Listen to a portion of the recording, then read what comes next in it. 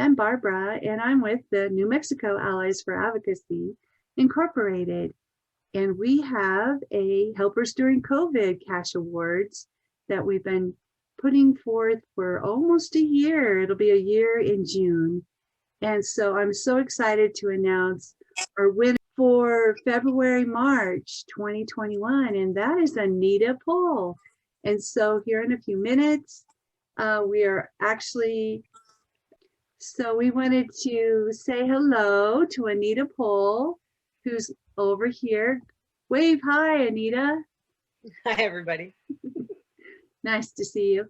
And of course, we have Fabian Cordova. Now, we know you, Fabian, right?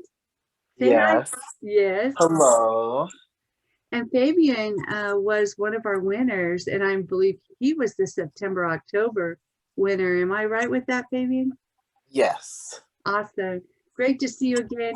And Fabian nominated Anita. And so we're going to first hear from Fabian about his nomination of Anita and why he felt like she needed this particular award. Over to you, Fabian. So I've worked with Anita for on and off for many, many years, and she just always has been an inspiration because she goes above and beyond her call of duties indefinitely from the first time I met her still today. She's the CEO and she does paperwork, she does billing. During COVID, she's actually putting together a calendar, a monthly calendar, a month in advance for our folks that have been stuck at home, of different activities, learning activities. We've made lava lamps. We've learned about Mars. I mean, she just goes above and beyond, not only with the curriculum, but she'll hand deliver to our folks the supplies needed for the upcoming week. And to me, I'm getting a little emotional. That's just a phenomenal person in my eyes. So deserved some recognition. Awesome. Well, it definitely sounds like a Fabian. And we were so happy too when you were nominated as well. And so I would like to open it up to anybody from Allies who would like to share some words to Fabian or ask questions. I want to make a lava lamp. It was fun. I used to have some back in the 80s. And anyway, no, that sounds absolutely wonderful that, that you can inspire and stimulate people that are so locked up. I mean, that have been so locked up, and we're beginning to thaw a little bit now, but that's a challenge too. Absolutely. Yeah, but thank you, Fabian, for recognizing what a job that is. Absolutely. Yes. I think Anita is one of the world's greatest persons. I like what she's doing, and she's doing a fantastic job. She brings my supplies and everything every Wednesday, and then she tells us during the week what we're doing. Like tomorrow, we're making candles. They were making a ornament, and we play bingo. Well, we can move on to Anita and open it up, Anita, for you to respond to the nomination. And of course, we really want to hear more about where you work at and what kinds of things besides lava lamp making have you been doing? Sure. So we'll turn it on over to you. Okay, well, first off, thank you, Fabian, and thank you guys for having me and for the wonderful nomination. You guys got me really kind of misty-eyed over here. You know, this is, like I said, it was kind of completely out of my element to kind of come up in front of people and talk. I look like I'm comfortable in these situations. I'm not at all. But you know, that said, CFC, which is a Center for Function and Creativity, was the brainchild of Robert Hobbs, who's an OT that's been in the field for many years, and myself, as well as another OT that was working with us on the onset, Dan Cordova. And we wanted to develop something that served individuals that needed a place to go during the day to do things, but also had function behind every activity that we do. So that said, we wanted community-based structured activities that had meaning to the individuals that we serve. So that said, we do have, or did have, day have facilities in the community at large, at several different locations that kind of moved throughout based on the needs of the individuals that we were serving at the time, as well as developed employment services, job development services, work with DVR, work through me via, and individualized services in the community. We started out in 2010, October of 2010, and had since grown from one center to 4 different satellite centers throughout, trying to keep our center small so that we could kind of provide more individualized services in a day hab setting, which is really hard to do, knowing that we would eventually work our way out of that.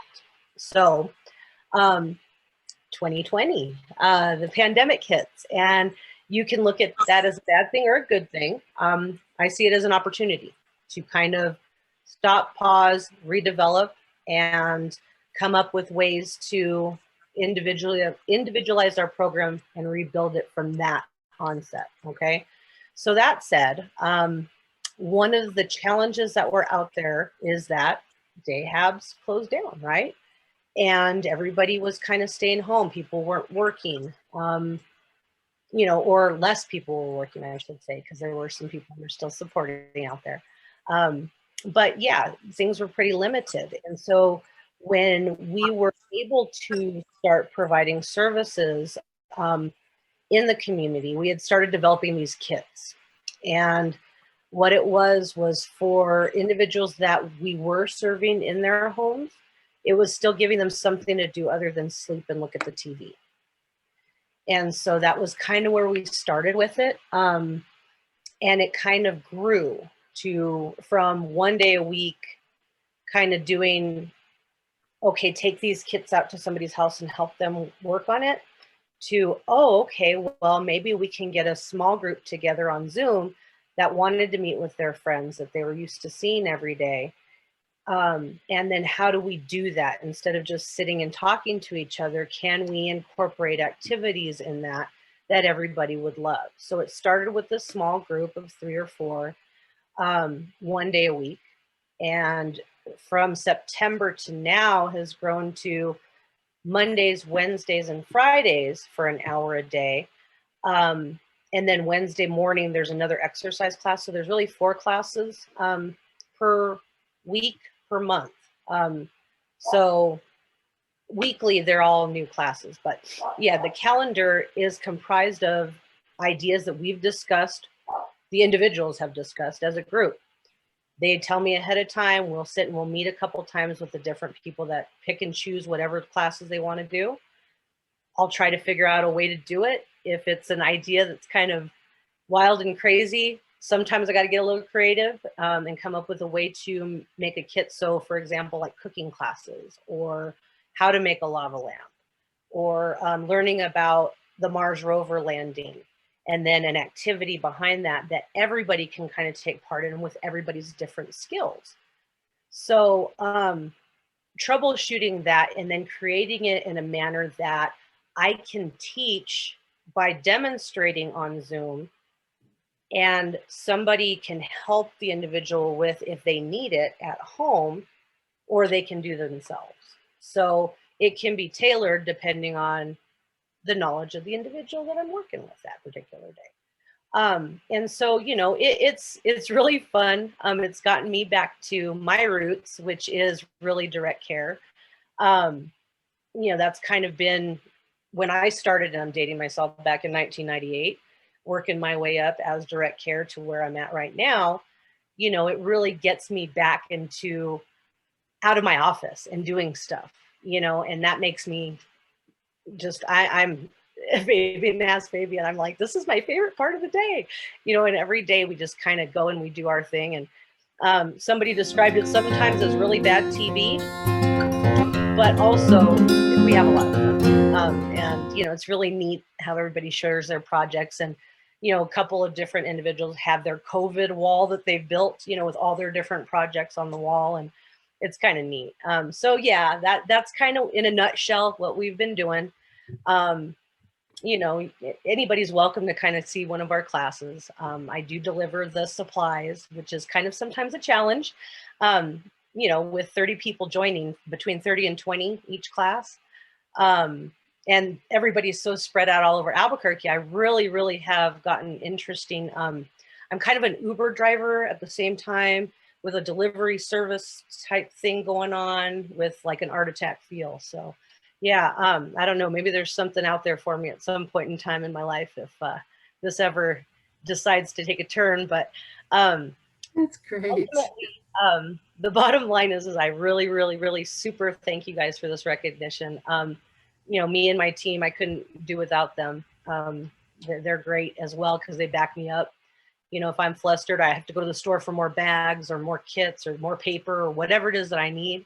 They're always backing me up too. So, yeah. Wow, that's awesome. Well, we have just a little bit of a taste of that, but it's very small compared to yours. I mean, we kind of had that idea as well. We have, of course, our traveling adventures with Patty O'Flynn, which of course is our gnome that we have for the New Mexico Allies for Advocacy family. And it's been very fun delivering Patty to various homes with his little traveling kit. But I can only imagine, you know, actually doing, you know, art projects. And I thought it was pretty cool how you described it as being an Uber driver with an art attack kind of twist to it. I thought that was really good. On Mondays, we do what's called Creativity and Conversations. And it's a Zoom, and we just bring our art projects and share and so forth, and mostly talk. You know, that's part of kind of the art attack thing, you know, is talking while you're working. And so that's pretty fun. But wow, I'm really impressed. Also because of the fact that you started just like myself as a direct support worker. And now you're the chief executive officer, right? Of this organization. That's very impressive. And it sounds to me like you still got the heart, though, of a direct support professional. And never lose that heart. I mean, you know, there you go. You just keep that heart. You'll be doing great. I would like to open it up to any other New Mexico allies who would like to share a comment or ask a question to Anita. I think that's so awesome that you're providing things to do for individuals. I myself attended a day program, and I loved it. You know, we would do dog training, and we would help train the service dogs to eventually be placed with a person with a disability. You know, and you know, we did everything from training them at the facility to the home of the person who was doing the training to training them out in the community. And then you also do like fall projects and And plus when COVID hit, I kind of came to a halt, and for a good long time, I didn't have something to do, and they also took on doing classes on Zoom several times a week where we still do dog training. We still do virtually, and surprisingly, it's really taking off. The dogs are responding really well to hearing our voices through the computer speakers. And they just started doing monthly kits where they put together a kit of various art supplies, and they have a scheduled pickup time.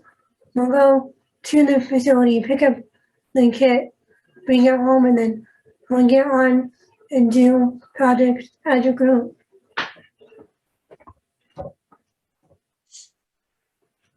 That's great. I'm glad to hear that there's more of that going on, because I think it's really, really important that, especially when you guys are looking at training dogs and that they're going to be providing those services, that's irreplaceable. So that's wonderful. Yeah. This will be the first group of dogs that will be trained remotely. I love Anita because she's always so cheerful, and she always brightens up my day on Zoom, and she makes us laugh. It's occurred to me that you are so creative and so successful at this that, you may want to continue some of it after COVID. I mean, I feel like, I'm not going to want to drive across town on a snowy evening to go to a meeting anymore. I want to, sit home and turn on the Zoom. I also miss touching people and hugging people and real stuff. But there's a time for this that we never knew about. I mean, someone as creative as you has brought a whole new thing into our lives. So thank you. Yeah, it's definitely, brought, or how do I say it?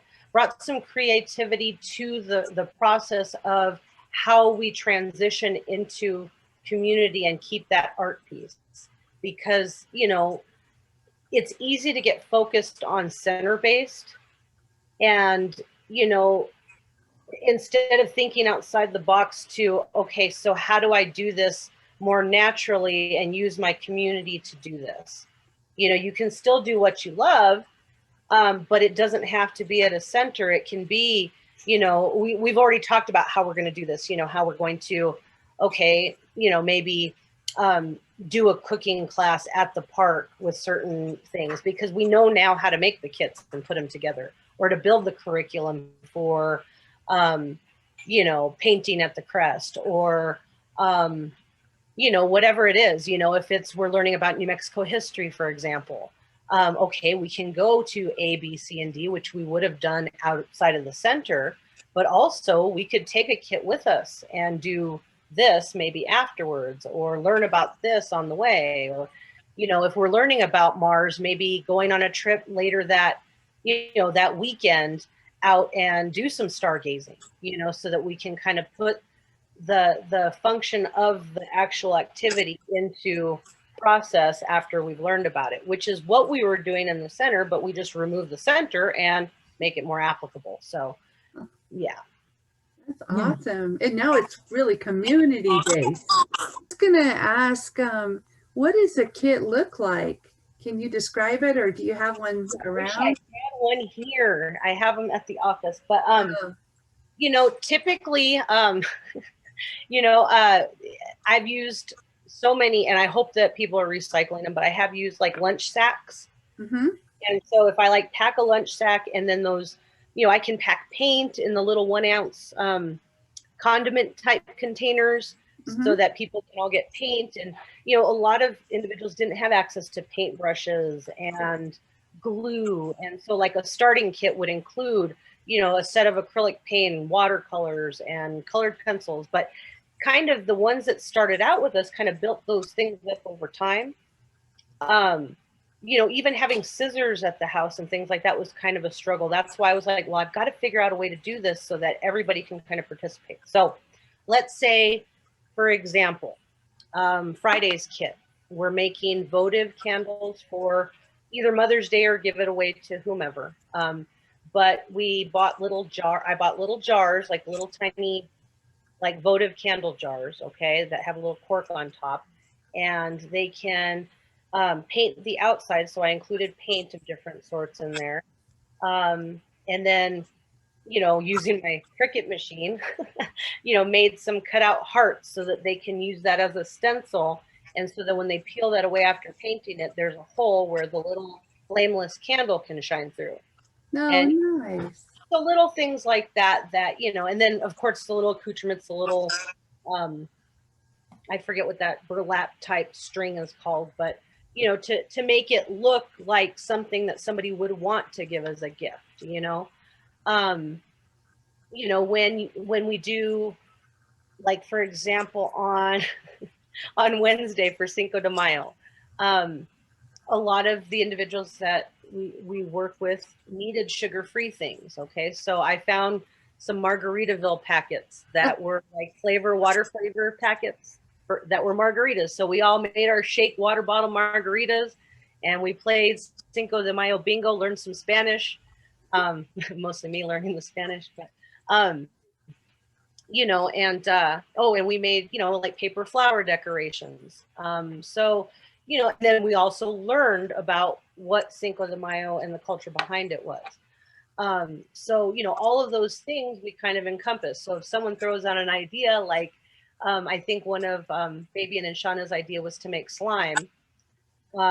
You know, maybe we're learning about blood that day, so we make slime and make a model with all the different parts of blood, you know, like the platelets, and like the glitter is the, you know, certain cells or whatever, you know. So we've done a bunch of stuff that is on some level kind of stress relieving, to more exercise classes we've done, you know, different things. So it's just so much of a variety that's really hard to encompass, but that's kind of what a kit would look like. So it would have all the basic supplies for you to do that task. Oh, that sounds great. So how can someone, you know, contact you if they're watching this video and they're like, oh, that's exactly what I want to do? How do they get a hold of you? Okay, my the website has all of my contact information as well, but pretty much everything will go through me at this point. So my cell phone number is 505-688-9884. You can also contact us through our website at www.mycfcnm.com. And of course, we're looking for staff. Everybody's kind of starting to want to get out in the community. So that's probably the biggest struggle right now, is getting staff back going and being out in the community. So. Yeah, that sounds good. Awesome. And so is CFC, is it in other states as well? No, just local. Oh, it's just New Mexico. That makes it even a bigger deal to me. I love it. That's awesome. Well, New Mexico Allies, is there anybody else who has any other closing thoughts before we congratulate Anita on her cash award for February, March Helper During COVID? We do want to congratulate you, Anita, for February, March winner for Helpers During COVID. So yay, everybody unmute. Yay, congratulations. Yay. Woohoo. Way to go. We're proud of you. Thank you so much. Thank you so much, guys. You're welcome.